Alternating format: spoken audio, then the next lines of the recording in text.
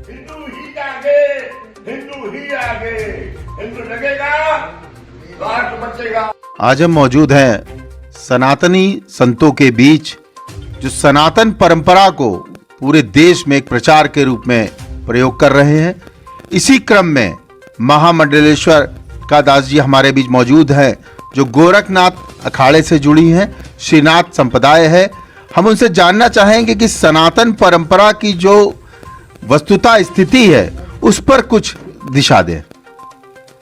सबसे पहले तो हमारे यहाँ राधा कुटी में संत लोग आए हैं, इनके चरणों में बारंबार प्रणाम और बहुत बहुत धन्यवाद, जो कि अपना कीमती समय निकाल कर यहाँ पर 10 मिनट का समय दिया हुआ है। इसके बाद सनातन धर्म की जो आप चर्चा कर रहे हैं, इसमें अभी हम कल ही देख रहे थे कि हमारे महाराज योगी जी ने 46 साल बाद एक चीज़ निकाली। वहाँ पर देखा तो शंकर जी का है और नंदी है और उसमें बजरंग बली भी हैं।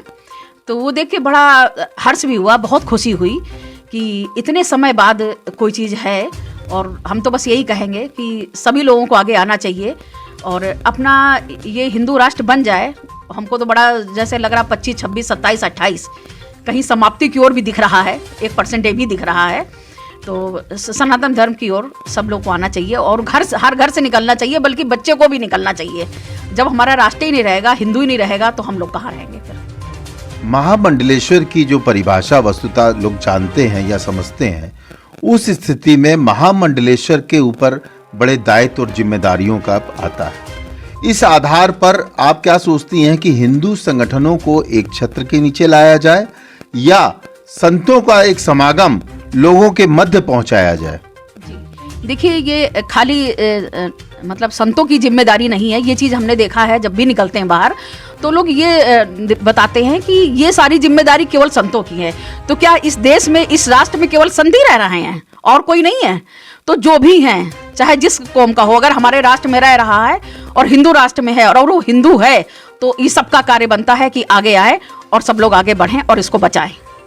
बांग्लादेश में जो घटनाक्रम हुए उसका प्रभाव भारत पे सामने दिख रहा है। अभी उन्होंने विजय दिवस कल मनाया, जहां भारत का विरोध उन्होंने किया, दिल्ली का दखल उन्होंने बंद करने का आह्वान किया। तो बांग्लादेश के हालातों को देखकर संत समाज भी आगे आया, हिंदू संगठन भी आगे आए। आप ये सोचते हैं क्या ये स्थिरता लगातार बनी रहेगी? जी नहीं, इसमें देखिए कहीं कहीं हमको रोष भी है सरकार के ऊपर कि यहाँ पर सारे सनातन आगे आ रहे हैं, मर रहे हैं, कट रहे हैं, उनकी जटा, उनकी बाल सब जबरदस्ती जो मुड़वाए जा रहे हैं, और फिर भी हमारा जो है सरकार वो विशेष ध्यान नहीं दे रही है। इस चीज़ को तो हम जरूर कहेंगे और ये जहाँ तक ये चैनल पहुँच जाए आपका, वहाँ तक जरूर बताइएगा। इसमें नरेंद्र मोदी जी को, भाई जी को और योगी जी को बिल्कुल आगे आना चाहिए। क्या जब सब खत्म हो जाएगा तब आगे आएंगे? हम तो फिर आपसे यही बताएंगे कि जहाँ तक आपका चैनल ये जा रहा है, आप उनको आगे बढ़ना चाहिए, आना चाहिए और इसको बचाना चाहिए।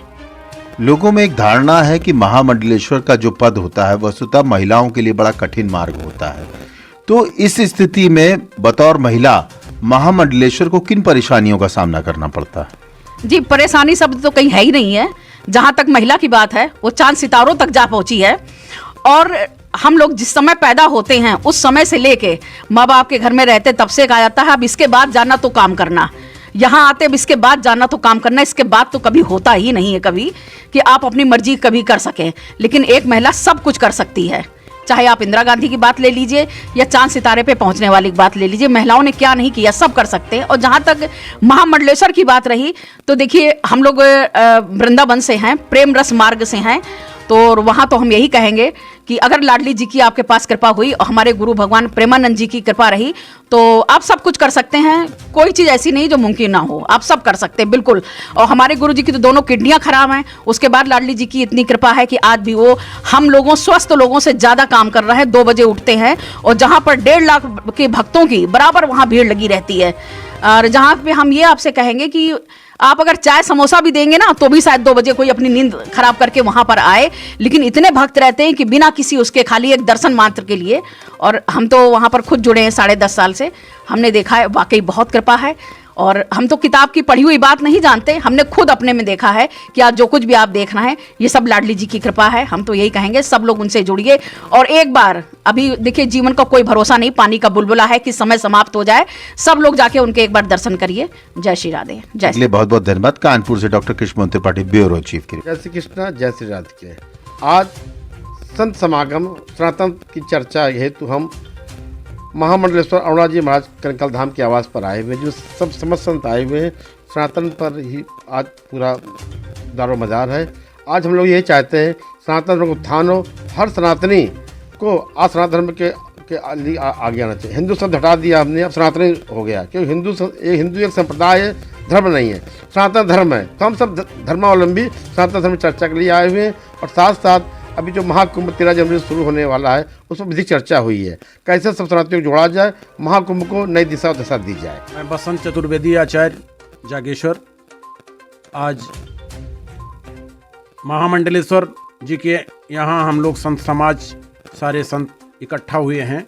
एक चर्चा ये महाकुंभ का जो होने जा रहा है, इसके लिए हम संत समाज चाहते हैं कि हमारा संत समाज बहुत एक हिंदुत्व को जागरण करे और बहुत बढ़िया से एक प्रचार करे कि हमारा हिंदू जाग जाए, हमारे हिंदू को जाग करके हमारे हिंदुत्व को जगाए और सबको इकट्ठा करे, सबको एकत्रित करे, तभी हिंदू जाग सकता है। रामानंद आश्रम, अद्वैत विज्ञान मठ, डंडी आश्रम, कानपुर।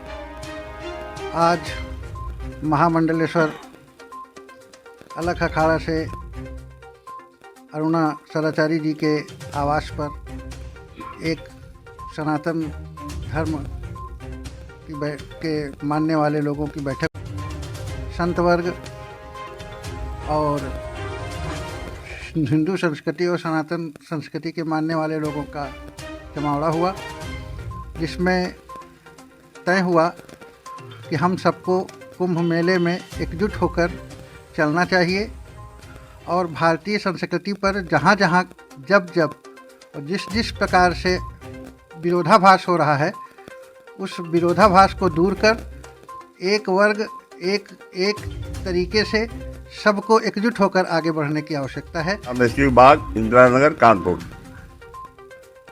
राष्ट्रीय संरक्षक मानविकता एसोसिएशन, प्रांत संरक्षक अंतर्राष्ट्रीय हिंदू परिषद। इस समय हम लोग महामंडलेश्वर जी के यहाँ आमंत्रण पर कल अल्प समय की सूचना पर यहाँ महाकुंभ के लिए अधिक से अधिक सनातनी पहुँचे और वहाँ पर धर्म सापेक्ष ही होता है, निरपेक्ष नहीं है। प्रत्यक्षम किम प्रमाणम। महाकुंभ में विदेश से भी आएंगे, इतना बड़ा महाकुंभ होगा, वहाँ पर कोई हिंदू नहीं कहेगा, सब एक साथ नहाएंगे, सनातनी ही नहाएंगे।